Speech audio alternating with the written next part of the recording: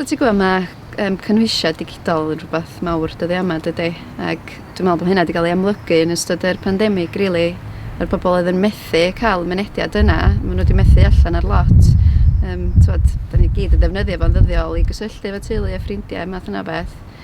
Dyna'r unig gychwyn y prosiect digidol, a gafon ni un setback, rili, achos er ni ddim rhagweld y bys yna cynlleiad o bobl hefo mynediad i'r we, pobl oedd angen dyfais lle. Dyna'r ni gymryd dipyn bach amser i ddod dros hwnna, ac gafon ni SIM cards efo rhywfaint o data iddyn nhw'n diwedd. So da ni wedi galluogi nhw fynd ar-lein, ond heb gorfod cymryd cytundeb efo rhyw gwmni mawr bryd am 2 flynedd. Maen nhw'n gallu topio fyny wan i hunan. So, da ni wedi helpu bobl i allu gwneud cyrsiau ar-lein, siopa sydd wedi bod yn beth mawr, dwi'n meddwl yn enwedig i'r bobl sydd wedi bod yn sildio. Mae hynna wedi rhoi rhyw deimlad o annibyniaeth iddyn nhw.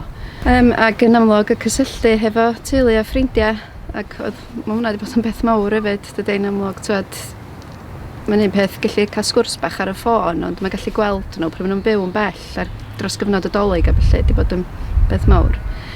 Da ni wedi bod yn cael help gan wirfoddolwyr digidol i wneud hynna, a mae hynna wedi bod yn wych. Da ni wedi gallu rhoi 10 dyfais i Dementia Go, a mae hynna wedi galluogi i bobl efo dementia a'i gofalwyr nhw wneud gwahanol weithgareddau ar-lein i wella iechyd a lles. Dwi'n rheoli cynllun Dementia Active Gwynedd. A da ni'n rhedeg gweithgareddau corfforol a cymdeithasol i bobl sy'n cael ei effeithio efo dementia. So mae hynna'n golygu aelodau teulu, ffrindiau, yn ogystal â'r person sydd wedi cael yr diagnosis o dementia.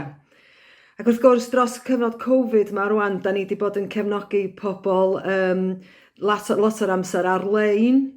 So mae wedi bod yn hollol gwych i allu cydweithio efo'r dref werdd i sicrhau bod ni'n cael dyfeisiadau electronig. Mae wedi bod yn hollol gret. So da ni wedi bod yn gwneud gweithgareddau ymarfer ysgafn online, da ni wedi bod yn gwneud clwbiau, atgofion chwaraeon, ac o gynnon ni pobl allan yna oedd rili eisiau ymuno, ond dim efo'r tabledi i allu wneud hynny. So da ni wedi gallu ymatab yn sydyn iawn i hyn.